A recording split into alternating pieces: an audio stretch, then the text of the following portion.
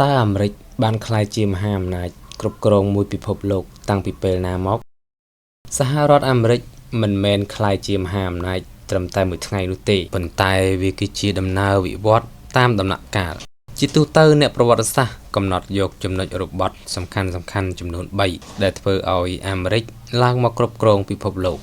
ទី1បន្ទាប់ពីសង្គ្រាមលោកលើកទី2ឆ្នាំ1945នេះគឺជាចំណុចចាប់ផ្ដើមពិតប្រាកដ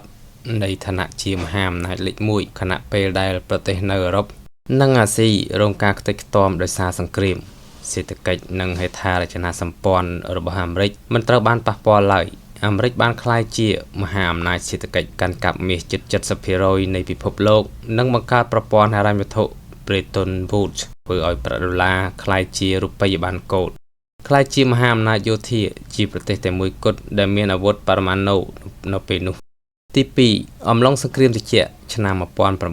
1947ដល់ឆ្នាំ1991ក្នុងដំណាក់កាលនេះអាមេរិកគឺជាមហាអំណាចមួយក្នុងចំណោម2ប្រជែងជាមួយនឹងសហភាពសូវៀតអាមេរិកបានពង្រីកឥទ្ធិពលតាមរយៈអង្គការ NATO បង្កើតសម្ព័ន្ធភាពយោធាជុំវិញពិភពលោកវប្បធម៌និងបច្ចេកវិទ្យាការរីកសុសសាយនៃវប្បធម៌ Hollywood និងការនាំមុខលើការរុករកអវកាសទី3ការដួលរលំនៃសហភាពសូវៀតឆ្នាំ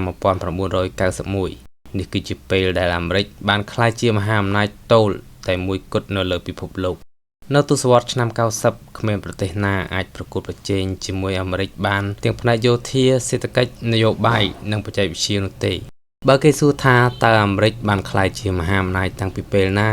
ចម្លើយដែលខ្លីបំផុតគឺក្រោយឆ្នាំ1945ប៉ុន្តែអាមេរិកបានក្លាយជាអ្នកត្រួតត្រាពិភពលោកផ្ដាច់មុខពិតប្រាកដនៅក្រោយឆ្នាំ1991បន្ទាប់ពីសហភាពសូវៀតរលាយ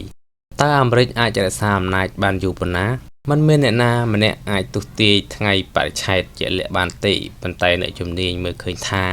អាមេរិកនៅតែបន្តមានឥទ្ធិពលខ្លាំងយ៉ាងហោចណាស់2ទៅ3ទសវត្សរ៍ទៀតគឺដោយសារមូលហេតុបច្ចេកវិទ្យានិងនវានុវត្តន៍អាមេរិកនៅតែនាំមុខគេលើផ្នែកបញ្ញាសិប្បនិម្មិតបច្ចេកវិទ្យាអវកាសនិងថាមពលចំណែកឯប្រព័ន្ធហិរញ្ញវត្ថុប្រាក់ដុល្លារនៅតែជារូបិយប័ណ្ណបម្រុងពិភពលោកដែលពិបាកនឹងមានអ្វីមកជំនួសបានក្នុងពេលឆាប់នេះ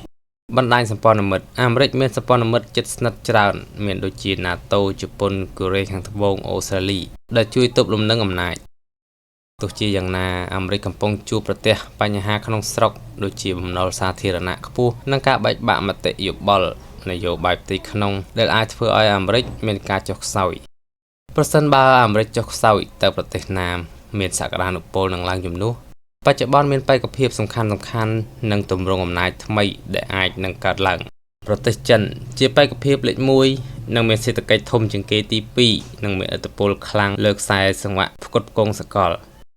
ចិនបានវិនិយោគយ៉ាងខ្លាំងលើយោធានិងបច្ចេកវិទ្យាប៉ុន្តែចិនក៏ប្រឈមនឹងបញ្ហាចាស់ជរានៃចំនួនប្រជាជននិងការថមថយនៃកំណើនសេដ្ឋកិច្ចរីឯឥណ្ឌាត្រូវបានគេមើលឃើញថាជាមហាអំណាចកំពុងរះឥណ្ឌាមានចំនួនប្រជាជនវ័យក្មេងច្រើនបំផុតនិងមានកំណើនសេដ្ឋកិច្ចលឿនប៉ុន្តែត្រូវការពេលវេលាបន្ថែមទៀតដើម្បីពង្រឹងហេដ្ឋារចនាសម្ព័ន្ធនិងឥទ្ធិពលយោធាដល់កម្រិតសកលសហភាពអឺរ៉ុបទោះបីជាមានសេដ្ឋកិច្ចខ្លាំងប៉ុន្តែអឺរ៉ុបហាក់មិនមានមហិច្ឆតាក្នុងការដឹកនាំពិភពលោកតែម្នាក់ឯងដូចអាមេរិកឡើយហើយច្រើនតែដើរតួជាអ្នកសម្របសម្រួលពិភពលោកបែបពហុប៉ូលអ្នកវិភាគច្រើនជឿថានាពេលអនាគតពិភពលោកនឹងមិនមានមហាអំណាចតូលដូចសម័យអាមេរិកទៀតឡើយផ្ទុយទៅវិញ